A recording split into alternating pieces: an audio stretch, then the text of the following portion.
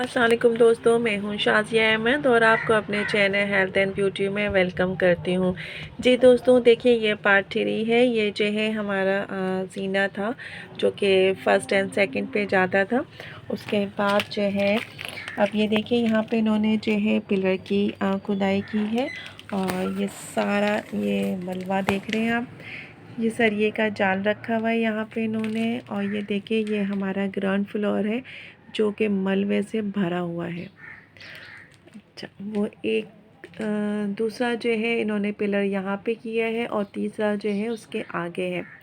अभी नीचे का पोर्शन इन्होंने पूरा जो है तोड़ा नहीं है, टूट फूट नहीं हुई, एज इट ऐसे ही है जैसे कि था। सिर्फ बस फ़र्क इतना है कि सारा मलबा यहाँ पे जमा हो गया है।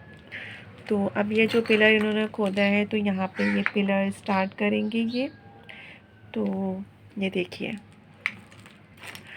अब इसके बाद हम आपको बताएंगे कि आगे ये क्या काम करने वाले हैं। आगे जाहिर सी बात है अब ये पिलर का ही काम करेंगे। तो चलते हैं फिर इंशाल्लाह, फिर आगे जो भी होगा मैं आपको बताऊंगी। ठीक है, ओके, अल्लाह हाफिज़।